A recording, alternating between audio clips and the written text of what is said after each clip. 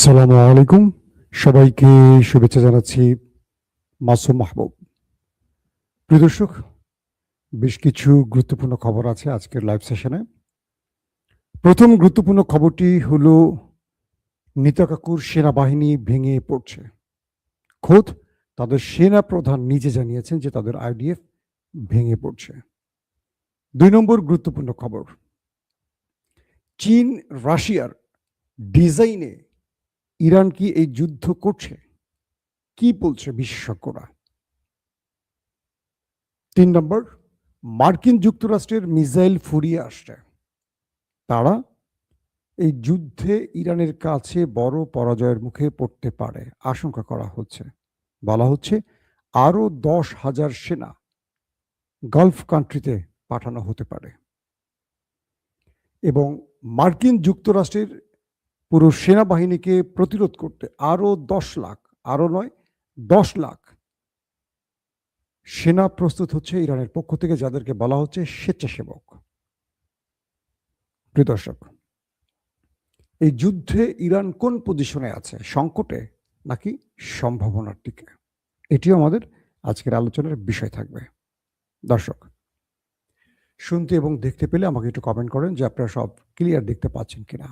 আমি আপনাদের কমেন্ট দেখতে পাচ্ছি, সব সময় কমেন্ট কি বলা ঠিক হবে বলেন? আপনাদের নাম আসছে, আমি দেখতে পাচ্ছি, আমার ভালোবাসার ভাইরা আছেন আমাদের সাথে। দর্শক, নেতা কাকুর দেশের যে সেনাবাহিনী আইডিএফ, তাদের প্রধান বলেছেন এই মুহূর্তে তাদের সেনাবাহিনীতে 15,000-এর অধিক সেনা সংকট রয়েছে। তিনি বলছেন আমাদের সেনারা ভেঙে পড়ছে, আমাদের সামরিক বাহিনীর সদস্য সংকট তৈরি হয়েছে। তিনি বলছেন যে টানা যুদ্ধের কারণে তাদের মনোবল ভেঙে পড়ছে। অর্থাৎ 2023-এর 7 অক্টোবরে গাজা যুদ্ধটি শুরু হয়। এরপর গাজা থেকে সেটি লেবানন ফ্রন্টে ছড়িয়ে পড়ে। পাশাপাশি সিরিয়া, ইরাক ফ্রন্টেও বিক্ষিপ্তভাবে এ লড়াই চলে। এরপর গত বছর 25 জুনে 12 দিনের যুদ্ধ শুরু হয় ইরান ইসরায়েলের। তারপর এই বছর 26-এ এসে 28 ফেব্রুয়ারি ইরানের সাথে আমেরিকা ইসরায়েলের লড়াইটা শুরু হয়। আইডিএফ প্রধান বলছেন টানা কয়েক বছর এই দেশটির যুদ্ধে থাকার কারণে তাদের সেনাবাহিনীর মধ্যে সংকট তৈরি হয়েছে, মনোবলে চিড় ধরেছে। এই জন্য তারা এই লড়াইটাকে সংক্ষিপ্ত করতে চাইছেন, এমন কিছু বক্তব্য এসছে, যদি সেনাপ্রধান এই কথাটি ঠিক এইভাবে বলেননি। তিনি বলছেন যে আমাদের সংকট আছে এবং আমাদের সেনাদের ভেঙে পড়ছে, সেনারা ভেঙে পড়ছে, এই শব্দটি শুধু বলেছেন এবং বাকিটা আমি আপনাদের তথ্য দিলাম। ইসরায়েলে বর্তমান যে সেনাবাহিনী রয়েছে, আপনারা কম বেশি জানেন যে তাদের সেনাবাহিনীর সংখ্যা প্রায় 1,69,000, যদি আমি ভুল না করি 1,69,000 তাদের নিয়মিত সেনা রয়েছে। 4 থেকে 4.5 লক্ষ তাদের রিজার্ভ বেঞ্চ রয়েছে, রিজার্ভ সেনা রয়েছে। বলা হচ্ছে এই যুদ্ধে মানে তারা ফিলিস্তিনের বিরুদ্ধে 1 থেকে 1.5 লক্ষ সেনা ব্যবহার করেছে এবং Lebanon front, Syria front, Iraq front তো আছে। এই মুহূর্তে যে বিষয়টি তৈরি হয়েছে যে তাদের মোট সেনাবাহিনীর ভেতরে যারা লড়াই করেছেন গাজাতে একটা বড় সংখ্যক আহত এবং তারা কি বলবো যে যুদ্ধে তারা মানবিক বা বিভিন্ন কারণে হতাশাগ্রস্ত হয়ে গেছেন এবং নানান কারণে এই সংকটটা সৃষ্টি হয়েছে।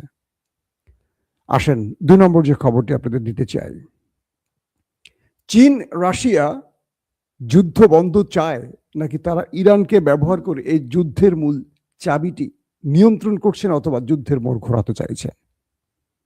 আন্তর্জাতিক পরিমণ্ডলে যে বক্তব্যগুলো আসছে এই দেশ দুটোর ব্যাপারে নানান রকম আসছে। কখনো চীন ইরানকে বলছে যুদ্ধ থামাতে প্রকাশ্যে, এটি হলো আমেরিকার অনুরোধে চীন ইরানকে অনুরোধ করেছে, কিন্তু এটি কি ইরানের মনের কথা? আসেন, বর্তমান সময়ে যে সমস্যাটি তৈরি হয়েছে সেটি হলো আমেরিকার অস্ত্র সংকট তৈরি হয়েছে। একদিকে তাদের যুদ্ধ বিমান অনেকগুলো ভূপাতিত হয়েছে, জানেন আপনারা। তাদের রাডার সিস্টেম ধ্বংস করে ফেলেছে, তাদের প্রতিরক্ষা ব্যবস্থা ধ্বংস হয়েছে, সেটা প্যাট্রিয়ট কিংবা থার্ড। এবং ইরানের বিরুদ্ধে ইসরায়েল এবং আমেরিকা যে পরিমাণ মিসাইল হিট করেছে, প্রথম দিনই তো তারা 200 যুদ্ধ বিমান দিয়ে আমেরিকা হিট করেছে। তো বিশাল সংখ্যক মিসাইল হিট হয়েছে ইরানের মধ্যে। সংখ্যাটি বলা হচ্ছে এরকম যে আমেরিকা 850টি মিসাইল ব্যবহার করেছে ইরানের বিরুদ্ধে। আমেরিকা, কেবল আমেরিকা 850টি মিসাইল, দুঃখিত, 850টি টোমাহক মিসাইল, সব মিসাইল না, সব মিসাইলের সংখ্যা আরো অনেক বেশি। যে ভয়ঙ্কর মিসাইলটির কথা বলি, টোমাহক দানবীয় মিসাইল, সেই আমেরিকা টোমাহকই ব্যবহার করেছে 850টি ইরানের বিরুদ্ধে। এবং বলা হচ্ছে এছাড়া যুদ্ধ বিমান সহ আরো যে মিসাইলগুলো ছুড়েছে সেখানে সংখ্যাটা আরো বেশি। এবং ইসরায়েলের প্রকৃত সংখ্যাটা, মানে কত মিসাইল মেরেছে, সেই সংখ্যাটা এখনো জানানো হয়নি। প্রশ্ন হলো আমেরিকার কাছে এখন কত মিসাইল আছে? কিছু কিছু মাধ্যম বলছে ইরানের সাথে আর 1 থেকে 1.5 মাস যুদ্ধ কোনো রকম চালাতে পারবে আমেরিকা। ইসরায়েলের কাছে মিসাইল ফুরিয়ে আসছে, কারণ ইসরায়েল ইরানের একটি মিসাইলের এগেনস্টে 5 থেকে 6টি ইন্টারসেপ্ট মিসাইল ছুড়েছে। তার মানে ইরানের চেয়েও অধিক সংখ্যক মিসাইল তাদের ফুরিয়ে গেছে। তারা আমেরিকার কাছ থেকে মিসাইল চেয়েছে। এই মুহূর্তে যদি যুদ্ধটা বন্ধ না হয়, তাহলে ইরান, আমেরিকা, ইসরায়েল এদের মধ্যে কার মিসাইল সবার আগে শেষ হবে, একটা প্রশ্ন আসতে পারে। খুব মজার একটি তথ্য দিই আপনাদের, যে আমেরিকা নতুন করে আরো 10,000 সেনা যখন মধ্যপ্রাচ্যে পাঠাবার পরিকল্পনা করছে, তখন পেন্টাগন থেকে নানান রকম তথ্য আসছে, নানান রকম সমস্যার প্রশ্নগুলো আসছে। বলা হচ্ছে সেনাদেরকে নিয়ে আমেরিকা স্থল অভিযান চালাবেন, ঠিক আছে, কিন্তু আমেরিকা ইরানকে মোকাবেলায় স্থল অভিযান দিয়ে হয়তো খণ্ডিত কোনো একটি অঞ্চলের দখলদারিত্ব বা কি বলবো দখল করার পরিকল্পনা করতে পারে। পুরো ইরানে বিজয় আসবে না, এখানে লম্বা একটা যুদ্ধের প্রস্তুতির ব্যাপার আছে। বলা হচ্ছে রাশিয়া এবং চীন তারা ব্যাকআপ হিসেবে ইরানের পাশে আছে। ইরান এ যাবৎ যতগুলো মিসাইল ছুড়েছে ওই দেশটির ভেতরে, এগুলো অধিকাংশ মিসাইলগুলো ছিল তাদের 10 থেকে 12 বছর আগের তৈরি মিসাইল। তবে গত 7-8 দিন বা 10 দিনে ইরান তাদের নতুন ভেরিয়েন্টের কিছু মিসাইল ছুড়েছে, খুব সংখ্যায় বেশি না, যেখানে তাদের খুব বেশি ধ্বংস করতে হবে, তাণ্ডব চালাতে হবে, বড় রকম ম্যাসাকার দেখাতে হবে বা একটা বড় রকম অঞ্চলকে শেষ করতে হবে, সেখানে তারা পুরনো আদলের মধ্যে কিছু নতুন আদলের মিসাইল ঢুকিয়ে দিয়েছে। তো বলা হচ্ছে যে আমেরিকা এবং ইসরায়েল দুটো দেশেরই মিসাইল ফুরিয়ে আসলেও ইরানের কাছে বিশাল একটা মিসাইল ভান্ডার এখনো আছে। আজকে একটি ছবি সোশ্যাল মিডিয়ায় ভাইরাল হয়েছে, তার নাম হলো ইব্রাহিম জুলফিকারি। তাকে আপনারা প্রত্যেক দিন টেলিভিশনে দেখেন, একটা রাশভারী টাইপের মুখ, হাসেন না, গম্ভীর। প্রতিদিন তিনি মিডিয়াতে স্পিচ দেন, অর্থাৎ ইরানের হয়ে আইআরজিসির যে বক্তব্যটা, মিডিয়া উইং এর যে প্রধান কাজটি জেনারেল, তিনি আপডেটটা প্রকাশ করেন পৃথিবীর সকল গণমাধ্যমের কাছে। সেই ইব্রাহিম জুলফিকারির একটি ছবি ভাইরাল হয়েছে। ছবিটা আমি আপনাদের দেখাতে পারলে ভালো হতো, জানি না এই ছবিটার জন্য কি প্রবলেম হয় কিনা, যেন আপাতত দেখাচ্ছি না। তিনি একটি সড়কে সেলফি স্টিক হাতে নিয়ে আর আরেক হাতে সফট ড্রিঙ্কস খাচ্ছেন, এক হাতে তার সেলফি স্টিক, এইভাবে তিনি ধরে, আমি একটু দেখাচ্ছি আপনাদেরকে ছবিটা, এইভাবে সেলফিটা মানে সেলফি স্টিক ধরে তিনি ছবি তুলতেছেন, আর এক হাতে এই বাঁ হাত আর ডান হাতে তিনি ড্রিঙ্কস খাচ্ছেন। পেছনে দেখা যাচ্ছে অনেকগুলো ট্রাক ভর্তি মিসাইল, এবং একটি মিসাইল সড়ক থেকে উপরে উড্ডয়ন, মানে ইসরায়েলের উদ্দেশ্যে ছড়া হচ্ছে ব্যাকগ্রাউন্ডে। বিভিন্ন ফ্যাক্ট চেকিং প্রতিষ্ঠান বলছে ছবিটি এআই না, এটি রিয়েল। অর্থাৎ ইরানের যিনি সেনাবাহিনীর মুখপাত্র, তিনি প্রকাশ্যে ইরানের সড়কে এসে মিসাইল বিস্ফোরণের সময় তার পেছনে ট্রাক ভর্তি ইরানের মিসাইল, আর একটি ছড়া হচ্ছে নেতাকাকুর বাড়িতে, আর তিনি সেলফি স্টিকে ছবি তুলছেন আর ড্রিঙ্কস পান করে বোঝাচ্ছেন এই ছবি দিয়ে, দেখো আমেরিকা বা দেখো আমাদের শত্রু, পর্যাপ্ত মিসাইল আমাদের আছে। ইরানের গণমাধ্যমগুলো বলছে যে তাদের কাছে পর্যাপ্ত মিসাইল আছে, এখনো মূল ভান্ডারে হাতই দেয় না ইরান। সত্য কি মিথ্যা আমি জানি না, ইরান যেটা দাবি করছে সেটা আপনাদের বলছি। সত্যতার ব্যাপারে কিছু মানে কি বলবো যে অ্যাজাম্পশন করা যেতে পারে। কি রকম সেটা? ইরান প্রতিদিনই যে হারে মিসাইল মারছে এবং দিনকে দিন যে ভয়ঙ্কর আকারে মারছে, তাতে করে মনে হচ্ছে তাদের মিসাইল ফুরিয়ে যায়নি, বরং আরো অনেক আছে। কারণ যুদ্ধের এখনো মূল ফ্রন্টে প্রবেশ করার মুহূর্তে তারা।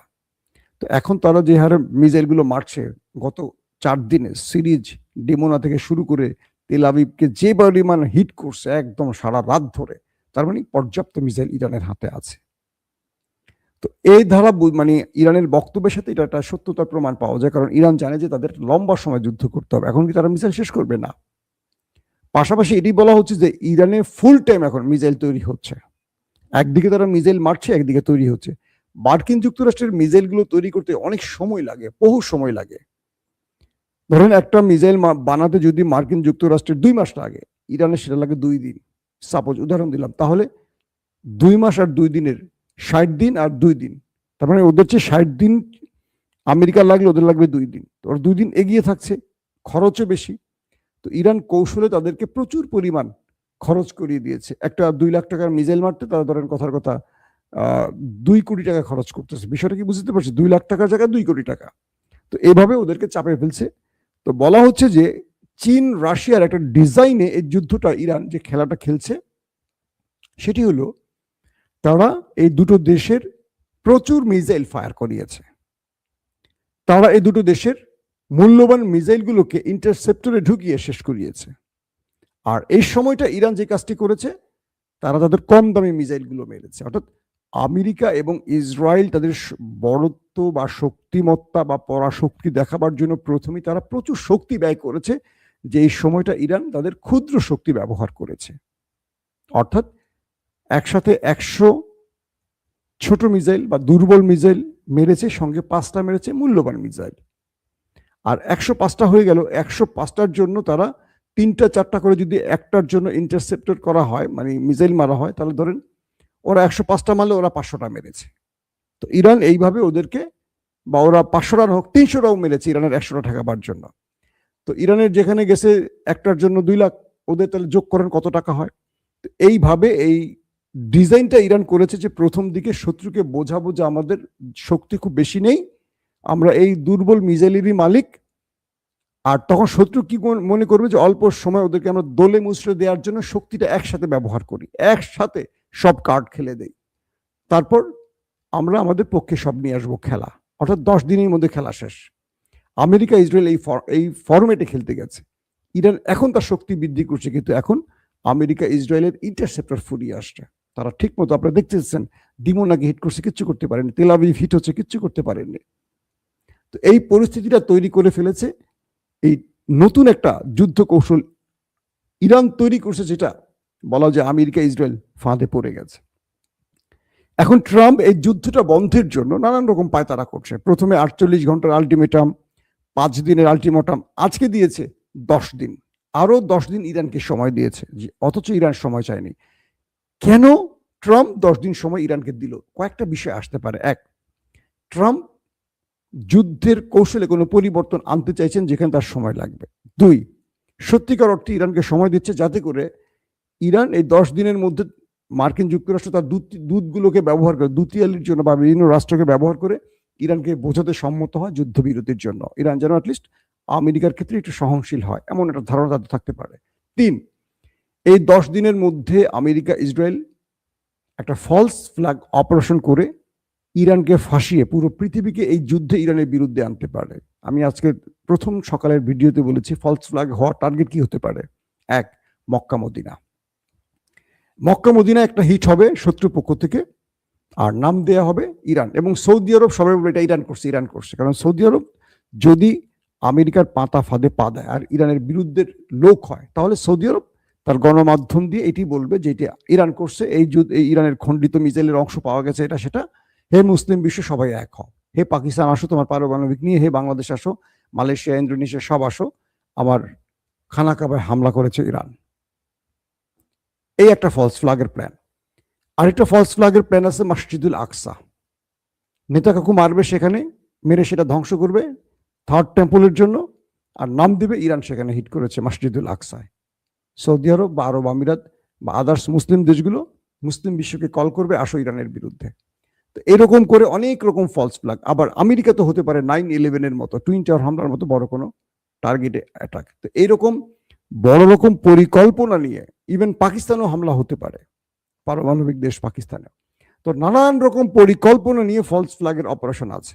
অর্থাৎ ইরানের বিরুদ্ধে আমেরিকা ইসরায়েল একটা গ্রুপকে চাচ্ছে যুদ্ধে টেনে আনতে, মুসলিম বিশ্বের একটা বড় শক্তিকে টেনে আনতে চাচ্ছে, কারণ তারা পোষায় উঠতে পারছে না বা ইরানের সাথে পারছে না। তো এই জায়গাটায় একটা সময় ক্ষেপণ হতে পারে। দর্শক, আরেকটি খবর, মার্কিন যুক্তরাষ্ট্রের ভাইস প্রেসিডেন্ট জেডি ভেন্স আজকে নেতা কাকুরে আচ্ছা রকম ধোলাই করেছে, একদম মানে যা তা বলেছে যে তোমার বক্তব্যে তোমার কথায় আমরা যুদ্ধে এসেছি, তুমি বলছো তোমার কাছে ইন্টেলিজেন্স তথ্য আছে যে আমরা অ্যাটাক শুরু করলে জনগণ রাস্তায় নেমে রেজিম চেঞ্জ ঘটিয়ে দেবে, খমেনি পতন হয়ে যাবে আর পুরো দেশ আমরা কন্ট্রোলে নিব। কোথায়? খমেনিকে মেরে দিলাম, সব মেরে দিলাম, তাদের গুরুত্বপূর্ণ সব লোক শেষ, একটা লোক রাস্তায় নামছে না কেন? পুরো মানে মার্কিন ভাইস প্রেসিডেন্ট জেডি ভেন্স একদম নেতানিয়াহুকে ধরছে ভালো করে, তুমি কিসের আলোকে আমাদের যুদ্ধে নামিয়েছো, তোমার সেই বক্তব্যের সত্যতা কোথায়? একটা ইরানিরা নামছে না, কোন রকম আশ্বাস পাচ্ছি না। নেতানিয়াহু বারবার ইরানিদের বলছে তোমরা নেমে আসো, তোমাদের জন্য এই যুদ্ধ আমরা শুরু করছি, জনগণ আর রাস্তা নামছে না, কারণ জনগণ বুঝে গেছে ইরানিরা তাদের উদ্দেশ্য কি, তারা কেন রেজিম চেঞ্জ ঘটাতে চাইছেন। ইরানের একটা তথ্য আপনাদের দিয়ে রাখি, আল্লাহ চাক আর না চাক, ইরানে আর অন্য গ্রুপ কখনো দাঁড়াতে পারবে না, কারণ আমেরিকা ইসরায়েল তাদের আসল চেহারা দেখিয়ে ফেলেছে। এবং যারা এতদিন খামেনি সরকারকে দেখতে পারতেন না, ইরানে সেই জনগণরা যারা যদি বিশ্বাসঘাতক না হয়, তারা আর খোমেনির পরিবর্তন চাইবে না, কারণ যে লড়াইটা আইআরজিসি করতেছে দেশের সম্পদ রক্ষায়, জনগণকে রক্ষায়, এটা পৃথিবীর অন্য কেউ কল্পনা করতে পারবে না। একটা বৃহৎ শক্তি দুটো দেশের বিরুদ্ধে একা একটা দেশ লড়াই করছে, যার সেনা প্রধান মারা গেছে, গোয়েন্দা প্রধান মারা গেছে, এয়ার চিফ মানে বিমান বাহিনী প্রধান মারা গেছে, নৌবাহিনীর প্রধান মারা গেছে, যার সবচেয়ে শীর্ষ নেতা আলী খামেনি মারা গেছে, শীর্ষ মন্ত্রীরা মারা গেছে, চিন্তা করা যায়, সব সিরিয়ালি শেষ।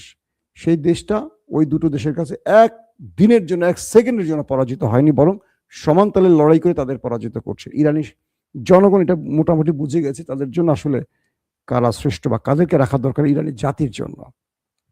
দর্শক, মার্কিন যুক্তরাষ্ট্র গালফ কান্ট্রিতে আরো 10,000 সেনা আনার প্রস্তুতি নিচ্ছে বা এরকম একটি প্রস্তাবনা আসছে। আর ইরান তো আপনি জানেন, আজকে কয়েকবার বলেছি, গতকালকে পরশুদিন আমি একাধিকবার বলেছি, ইরান 10 লাখ সেনা প্রস্তুত করেছে, সাবেক সেনা, যুবকদের মধ্য থেকে, বিভিন্ন ক্যাটাগরি থেকে তারা রিজার্ভ সেনার একটা বেঞ্চ তৈরি করছে, যারা মার্কিন যুক্তরাষ্ট্রের বিরুদ্ধে স্থল অভিযানে ফাইট করবে। মার্কিন যুক্তরাষ্ট্র 4,000, 5,000, 10,000 করে সেনা আনবে, আর 10 লক্ষ ইরানি সেনারা তাদের মাতৃভূমি রক্ষার জন্য লড়াই করবে।